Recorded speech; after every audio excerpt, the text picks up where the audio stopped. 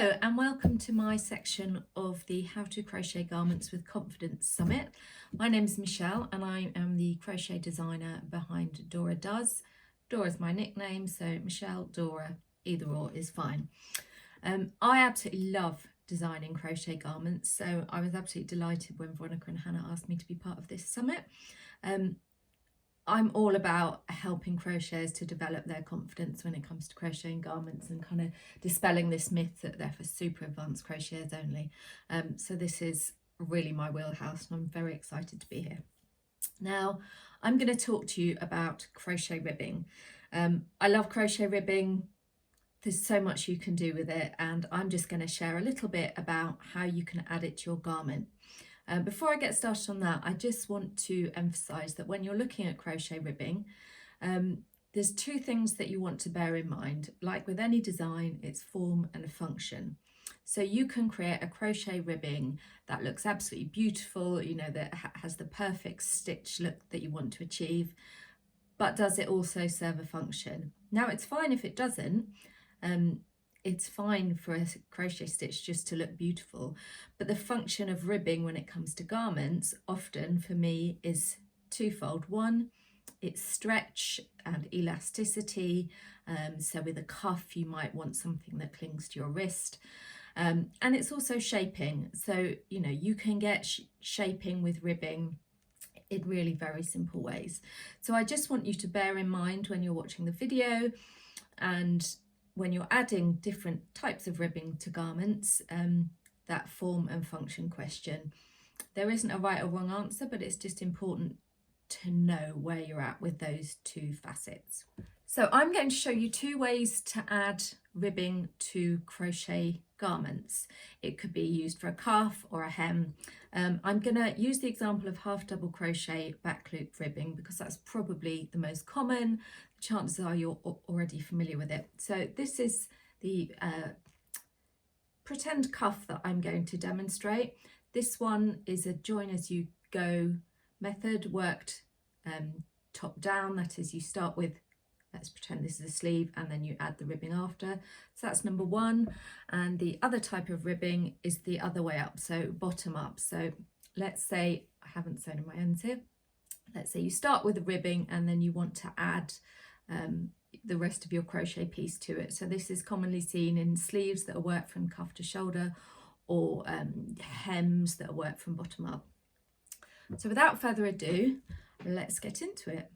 I'm going to show you how to add ribbing to the edge of a piece of crochet. Now, the example I'm going to use here is this is a pretend sleeve, and I'm going to add some ribbing here and show you different ways to get different tension. You can also use this same technique for hat bands to secure your hat on. You can use it for hems, you can use it on a button band, anywhere you want to add ribbing to crochet that you've already made.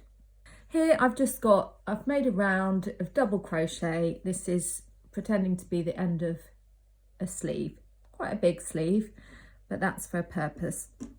So I've just slip stitched to join that row. But what I'm going to do, I'm just going to undo that slip stitch and I'm going to refinish the row by adding my new colour. So I'm going to make the ribbing in this purple colour just so you can see how it attaches. So this is the end of my row of single crochet. Normally I'd slip stitch with that same yarn to close it. I'm going to take the new yarn. I've just inserted my hook under that stitch. This is the first stitch of the round. I'm just going to loop on the new yarn and I'm going to slip stitch with that. That creates basically a colour change that's relatively seamless. There's loads of different ways to change colours and to join new colours, and I'm not going to go into that now. I'm just going to show you the way I do it. So I've not got any slip knots or anything in there. All I'm going to do is when I chain one, I'm going to pull them both through. And that creates its own little knot, and then I'm going to pull that tight. So I'm going to start by chaining 8. So I've already got one chain there. 4, 5, 6, 7, 8. For this ribbing, I use a chain one turning chain when working with half double crochet in the back loop only. That's what I've used to create this, and you can see it kind of tightens up the edges quite nicely. You can chain two if you prefer. This is just my preferred method. So I'm going to switch and I'm going to be working at right angles to my round. So if this is the edge of the sleeve, I'm going to work at right angles. So I'm going to skip the first chain. So that's the 8th chain, but it's now the first chain, and I'm going to work a half double crochet in the 2nd chain from hook. So that's this one here. And I work under these back bumps when working into a starting chain. So that's my half double crochet. I'm going to work 6 more half double crochet, so I've got 7 in total, and that will take me to the end of the chain.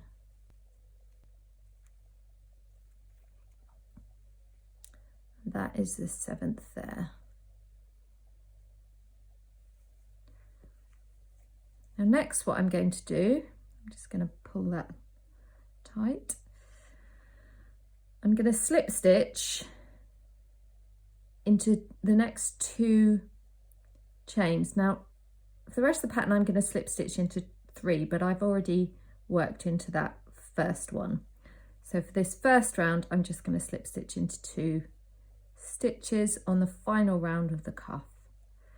So in this case it would be the final round of the sleeve to start the cuff. It could be the bottom of a sweater, it could be the last or first row of a hat, depending if you're making it top down or bottom up. This also works, I've got a starting chain here, you can also work in to the back of a starting chain. So you can change it for whatever project you're working on. So I'm going to then turn my work. I'm going to skip those 2 slip stitches, so that's 1, 2, and then I'm going to half double crochet into that 3rd stitch, into the back loop of that 3rd stitch. So that's the top of the half double crochet, and I'm going to work into the back loop, and then I'm just going to work a half double crochet into the back loop of each stitch. So I'm going to have 7 half double crochet.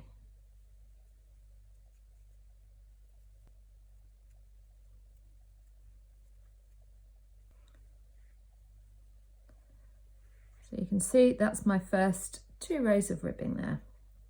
I'm going to chain 1 and turn. If you've got a big sweater, this can get a little bit fiddly. What you can do is you can put the bulk of the sweater in a plastic bag or in a project bag, and then you can manage it without getting all your bits tangled up. So chain 1 and turned. This is my chain 1 here.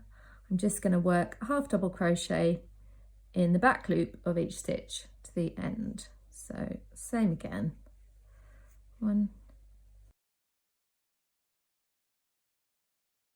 6. Now this last one can get a little bit lost, but the back loop is just there. If you have trouble with losing it, just use a stitch marker when you make the stitch. I'll show you where to put it on the next round. So that's my 7 half double crochet in the back loop, and you can see that that rib is starting to form there. Then I'm going to slip stitch in the next 3. So that's 1, 2, 3, and I'm going to turn, and then I'm going to skip those 3, no chains, skip those 3 and just work a half double crochet in the 4th. So skip the slip stitches, half double crochet in the half double crochet. Now if you get lost with that stitch that I just mentioned when you come the other way, that's where you just want to pop a stitch marker. So that's the top 2 loops, so this will be the back loop, currently the front loop, that will be the back loop when you're coming back. So do use stitch markers if you need to, incredibly useful. So that's 1 half double crochet. I'm going to work 6 more to the end. So this row will have 7 half double crochet. The previous row will have 7 half double crochet and 3 slip stitches.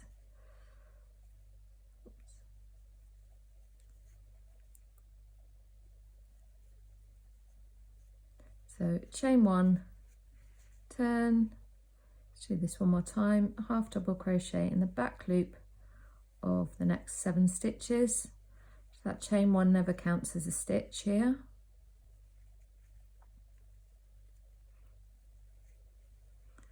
So that is 7, and then slip stitch into the next 3 stitches on the final round of the sleeve in this case.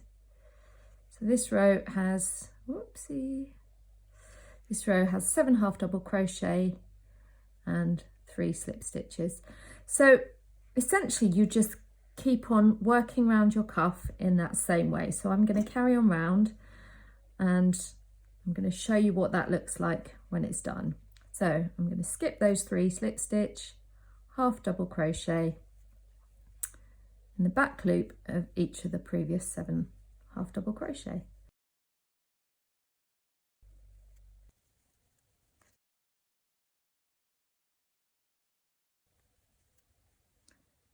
So that is my 7 half double crochet, and you can see, as if by design, I have 3 stitches left to slip stitch into. That one there is the slip stitch, so we're going to ignore that one.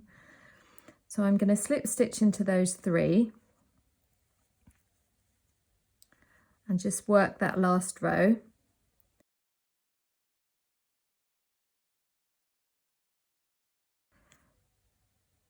Okay, so that is 7. So I'm going to still chain 1, and then basically what we want to do, you can see this is the back of the starting chain. That's that 1, 2, 3, 4, 5, 6, 7. So they're my 7 chains that I want to join to these 7 stitches. Again, if you're worried about losing stitches, use stitch markers. So just before I join them, I want to have a note, 1 about the tension and 2 about wrong sides and right sides, because when you change colour there's a difference, and you'll see that in a minute. First of all, quickly, tension. I've used the cadence of slip stitching into 3 stitches, so essentially what I'm doing there is working 3 stitches for every 2 rows. So you can see, if I pop that on my wrist, that level of ribbing kind of pulls it in a little bit, so it creates a bit of shaping. If you want less tension, so if you want kind of essentially the ribbing to be the same width as the thing it's joining, so you don't want it to add that slight shape, there's a couple of different ways that you can adjust the tension. You can either slip stitch into 2 stitches, so you cover 2 stitches for every 2 rows, so you've got the same, but obviously half double crochet tend to be slightly taller than a stitches wide, or a typical single crochet stitches wide, but you're working in the back loop, which shrinks it again. So working in just 2 stitches, you might find that your ribbing actually becomes wider, so you might find it look something like that. So what you can do, and this is what I find leads to the most kind of even straight ribbing if you don't want to have it pull in, is you alternate slip stitching in 2 stitches, then 3 stitches, then 2 stitches, then 3 stitches. And I find as a general rule, that kind of will tend to keep it straight. In my Cozy Up sweater, which is a roll neck sweater that's made pretty much entirely from half double crochet, I experiment with this different tension. So I have a tighter tension using this method on the cuff. I have a slightly looser tension on the hem, so the hem doesn't pull in. And then I have an even looser tension still on the roll neck, because I like a lot of space around the neck. So do have a look at that pattern if you want to experiment. It's a really simple sweater pattern that uses super chunky yarn, so it works up in no time.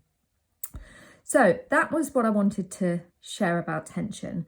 The other thing is I want to share about when you use colour work, or when you change colour for the cuff. So you can see this is the right side. You can see there's kind of little, you can see where this cream comes through. Now I kind of quite like that finish. And if you look on the wrong side, you can see the back of the slip stitches here. So you can see the tops of the rows of single crochet, and then these purple bits, that's the back of the slip stitch. Now this is quite a fun look, but for me, that is the obvious wrong side. So in order to get your right side looking like this, which I think obviously you can see where the colours changed, but I kind of quite like how that, looks. What you need to do, and this is how I always remember it, I work up on the wrong side. So up I define as away from the fabric. So this last row is up, and you can see I was working it this way, so this is the wrong side facing me. So up on the wrong side basically means your right side will look like this. I hope I haven't tripped over my words too much there. What it also means is when we come to join, this is going to be my right side. So I want to make this as neat a join as possible, so I'd quite like it to look a bit like that, so I get, you know, a consistent look around. So I'm going to show you how I do that, which is essentially to slip stitch through this back loop, and then you can either do through that back loop or through both loops. I tend to work through both loops, but do have a play around because there's all sorts of ways to join it depending on which side you want to look neatest. So I'm gonna slip stitch. So that was my seventh chain there. I hope that was the turning chain. So I'm gonna slip stitch through that back loop of the last, so the same way I have been, and then through that chain as well. Now you're always going to get a little bit of a visible join here, but there are more visible and less visible ways to do it.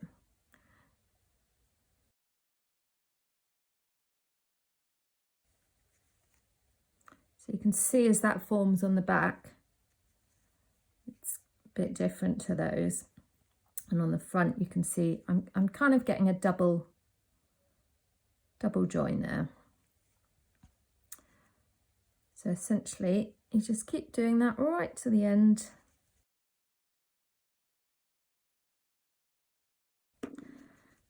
So you can see I've kind of got a double loop there. So that's one way of doing it. I'm just going to show you another way that you can join. It's always a bit experimental. Every time I do this, I have to remind myself.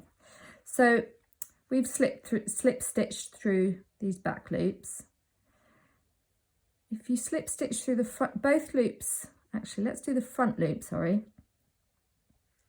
instead of the back loop, and then the back loop of the chain. So that's, you can see, front loop of the half double crochet and the back loop of the chain.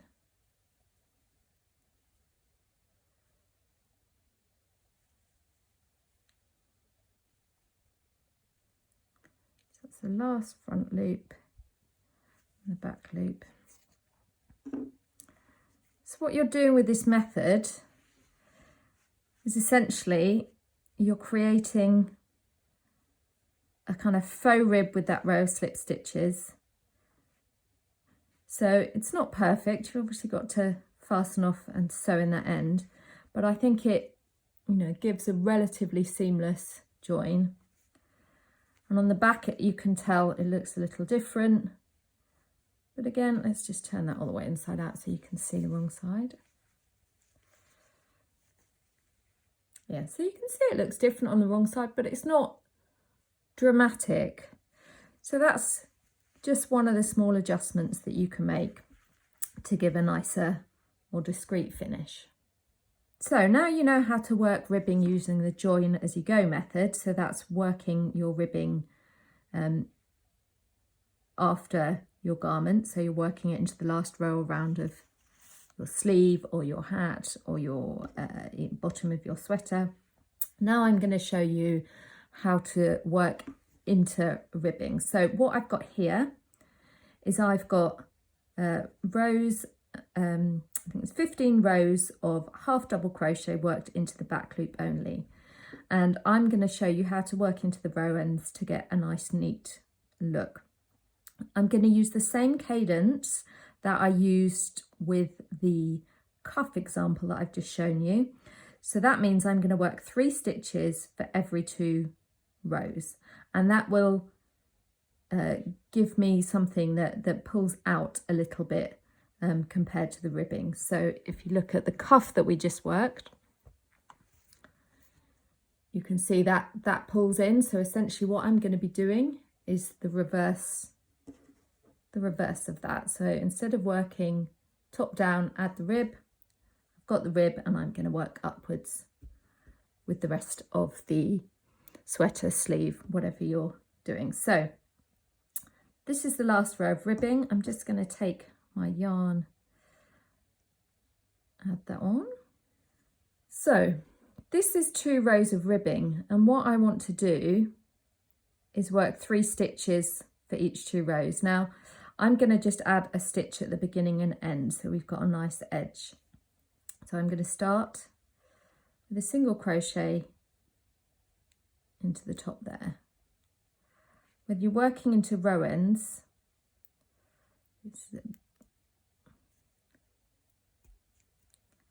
I advise to work into the tightest part, which is why I'm struggling with this. So that's just my starting stitch. So what I'm going to do is I'm going to work 2 stitches into that bit there, and then 1 into that. So I'm going 3 stitches for every 2 rows. So 1, 2, 3, 1, 2, 3, 1, 2, 3.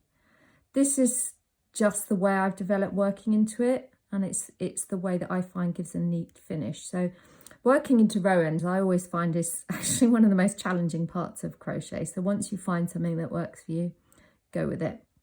So let's get going. So that's 1, 2,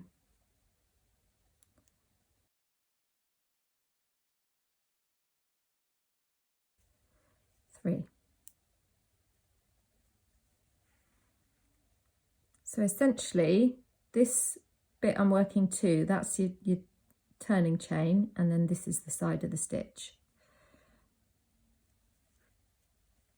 And the reason you tend to work into the tightest part when working into row ends is because if I work 2 stitches into this section here, so this bit here, that is the edge of the back loop I worked that last stitch into. So I was working half double crochet up there, that's the back loop. And I mentioned before how that can leave a bit of a gap. If I work 2 stitches in there, all it's going to do is make that hole bigger. So I'm going to work either side of that instead.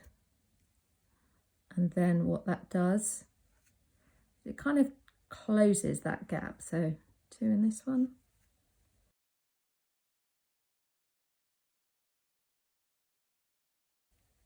2. If you find kind of a different cadence for working into it, then absolutely do what works for you. This is one of those things where there really isn't a right or wrong. There's just slightly different techniques that produce slightly different results. With single crochet ribbing, I just tend to work 2 stitches for 2 row ends, and that gives me quite a nice even tension. Really, to get neat finish when you're working into row ends, it's about consistently working into the same spots, and it can take some experience to know where those spots are. I don't get it right all the time. Sometimes I work into row ends and I just think it's a total mess. So give yourself some grace if it's not quite going to plan. Okay, so I'm near the end now. So that's 1, 2, 3,